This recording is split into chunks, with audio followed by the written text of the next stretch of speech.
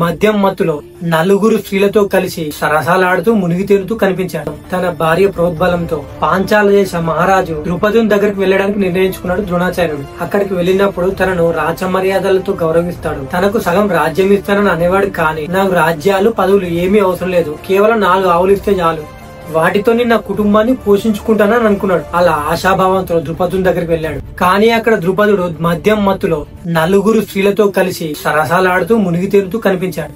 బాగున్నావా, నేను నీ చిన్ననాటి స్నేహితుడు ధోనిని అని ద్రోణుడు చనువుగా పలకరించాడు. ఎవరు నువ్వు? నా స్నేహితుడుగా? నీ ముఖం నేను ఎప్పుడు చూడలేదు, నీ పేరు కూడా నేను ఎప్పుడు వినలేదు, చూడ్డానికి బ్రాహ్మణులా ఉన్నావు. స్నేహితుడు అని చెప్పి ఆ వంకతో భిక్షం అడుగుదాం అనుకుంటున్నావా? ఎవరక్కడ? ఈ ముష్టి బ్రాహ్మణుని బయటకు ఈడ్చుకెళ్ళండి అని ద్రుపదుడు భటులతో చెప్పాడు. ద్రోణుడు ఆశ్చర్యపోయాడు. నా చిన్ననాటి స్నేహితుడు ద్రుపదుడైనా ఇలా మాట్లాడుతున్నది అని అనుకోవడమే కాక అవమానపడ్డాడు. ఈ ముష్టి బ్రాహ్మణు దగ్గరనే నిన్ను ముష్టి అడుకునేలా చేస్తానని ద్రోణుడు శపథం చేశాడు.